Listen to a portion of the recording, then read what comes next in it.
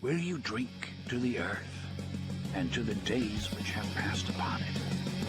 Will you drink to the fullness which was and to friends who have passed on? Will you drink to good company well met? The hate that through the media and politics, the internet, has radicalized, angry, alienated, lost, and isolated individuals into falsely believing that they will be replaced, that's the word, replaced, by the other. And I condemn those who spread the lie for power, political gain, and for profit.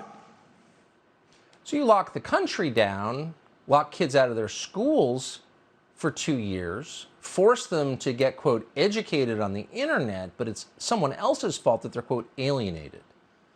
They've been hearing about the Great Replacement Theory. You've heard a lot about the Great Replacement Theory recently. It's everywhere in the last 2 days, and we're still not sure exactly what it is. Here's what we do know for a fact. There is a strong political component to the Democratic Party's immigration policy. We're not guessing this. We know this, and we know it because they have said so. They've said it again and again and again. They've written books on it, and monographs, and magazine articles. They've bragged about it endlessly. They talk about it on cable news constantly. And they say out loud, we are doing this because it helps us to win elections. That's not something they've said once. It's something they've gloated about again and again and again. And we think that's wrong. And in case you doubt us, here they are. Blue wave is African American. Yeah! It's white, it's Latino, it's Asian Pacific Islander. It is made up of those who've been told that they are not worthy of being here. Yeah! It is comprised of those who are documented and undocumented. In a couple of presidential cycles, you'll be on election night. You'll be announcing that we're calling the 38 electoral votes of Texas for the Democratic nominee for president. It's changing. It's going to become a purple state and then a blue state because of the demographics. The demographics of America are not on the side of the Republican Party. The new voters in this country are moving away from them, and instead they're moving to be independents or to even vote on the other side. An unrelenting stream of immigration, nonstop. Folks like me who were Caucasian of European descent, for the first time in 2017, will be in an absolute minority in the United States of America. Absolute minority. Fewer than 50% of the people in America from then and on will be white European stock. That's not a bad thing. That's a source of our strength. So you play clips of them saying it, and you're the deranged conspiracy nut. Virtually every media figure on the left has been bragging about this for decades. Oh, it's a conspiracy theory. Really? Well, here's Ana Navarro from her time as a Harvard fellow. This is what she wrote, quote, "The demographic trends show that the minority vote in the United States will continue to grow in numbers and influence. Unless you're under the influence of hallucinogens, it is hard to imagine future scenarios where the Republican Party can win national elections." That piece, by the way, is called "Old White Straight Male Voters Ain't What They Used to Be," end quote.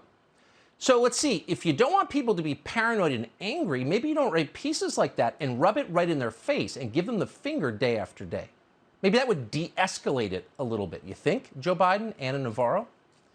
But they're not the only two. This has been the prevailing view on the left for a long time. Here's a Politico piece from 2013. We could go on for hours, by the way, but here's this, quote, "Immigration reform could be a bonanza for Democrats. The Democratic Party," the piece said, are, quote, "pumping as many as 11 million new Hispanic voters into the electorate a decade from now in ways that could produce an electoral bonanza for Democrats and cripple Republican prospects in many states they now win easily," end quote. Again, as noted, that calculation may be completely wrong. A lot of those people the Democrats are importing may wind up being deeply sympathetic to the other party because they're actually not white liberals. That's the secret. But it almost doesn't matter how they vote. Thinking about politics in those terms is immoral. That is wrong. You are gaming the system. That is not democracy. It's the opposite, and they bragged about it for more than a decade. Here's another example, also from 2013.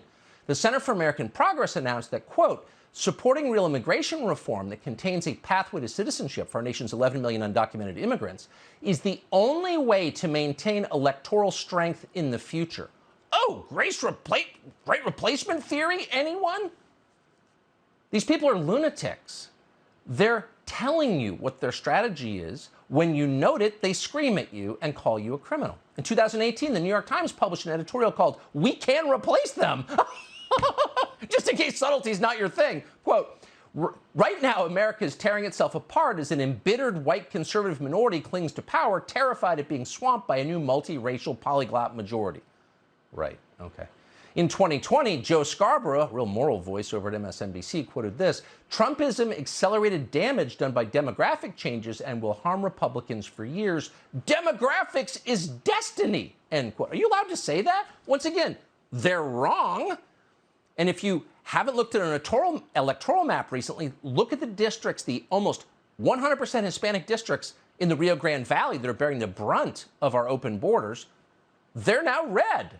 So you're wrong, Joe Scarborough, but the fact that you're saying demographics is destiny tells you the great replacement theory is coming from the left. They don't think it's a theory, they think it's real. In 2021, the Washington Post's Jen Rubin celebrated a report that the number of white people in this country was declining. Can you even imagine? Quote, "This is fabulous news," she wrote. "Now we need to prevent minority white rule." My God, talking like that. Is there any more divisive thing you could write? We could give you a million more examples. We're offended by this because it's wrong, and we've said so. But for saying so, according to Carl Cameron on MSNBC today, we should be thrown in jail. Watch. You got to watch out because the Republicans have become the purveyors of misinformation. And when our two-party system is broken like that, democracy is seriously in trouble. The president acknowledged that. It's time to actually start doing things and maybe taking some names and putting people in jail. Maybe taking some names and putting people in jail. Who would those people be? Well, thanks to the Senate Majority Leader Chuck Schumer of New York, we now know. Schumer just sent a letter to our bosses here at Fox News blaming this show for the mass murder in Buffalo, as well as several other mass shootings in recent years. According to Chuck Schumer, this show spreads, quote, dangerous rhetoric and needs to be pulled off the air immediately in the name of public safety. Now, again, Chuck Schumer is a federal official. He is the leading Democrat in the United States Senate.